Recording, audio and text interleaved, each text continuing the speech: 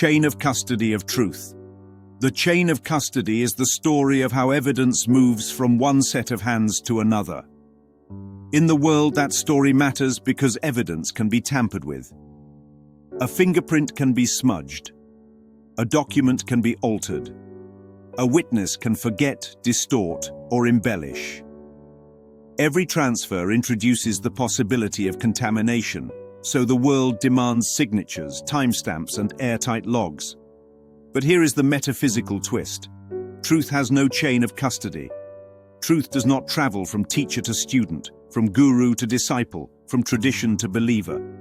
Truth does not pass through interpreters, editors, organizations, or committees. Truth does not require a courier, and it cannot be tampered with in transit because it never moves. The only thing that moves is the belief that something stands between the mind and its source. That belief is the entire chain. Each link is a layer of interpretation, fear, or personal history placed over what is already whole. When the mind asks, "Who taught you?" it is really asking, "Which filter shaped what I'm hearing right now?"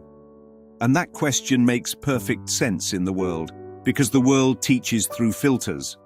One voice says this, another voice says that.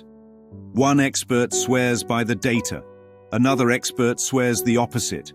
So the mind becomes suspicious, wondering who handled the evidence before it arrived.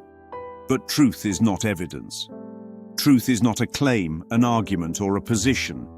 Truth is not collected, stored, transported, or handed off. Truth is the direct experience of what cannot be changed. The chain of custody breaks the moment the mind stops looking outside itself. The moment the mind goes straight to the source, there is nothing to track, nothing to verify, nothing to authenticate. No middleman, no supply chain, no risk of tampering. When the mind goes inward, the only thing present is the one that never handled truth at all, because truth never needed handling. Truth is not fragile. Truth is not vulnerable to misinterpretation.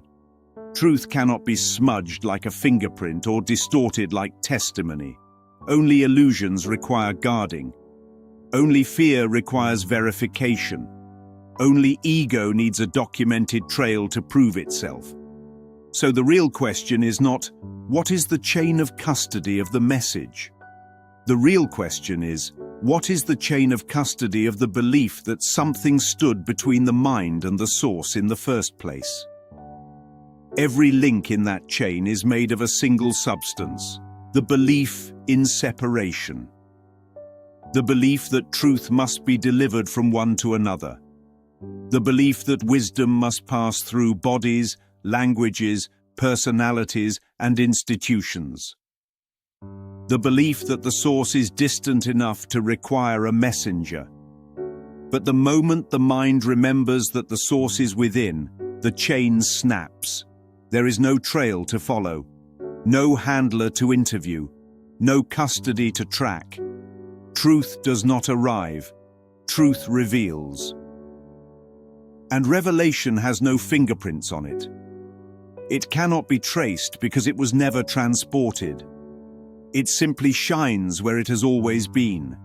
Direct, immediate, untouched, and unhandled. The chain of custody belongs only to illusions. Truth has no history because truth has no past. Truth has no trail because truth has no distance. The only real integrity check is this: does the message lead the mind inward or outward? Inward is the source. Outward is the chain. The strongest guarantee of authenticity is the disappearance of the courier. Because when there is no teacher and no student, only truth remains.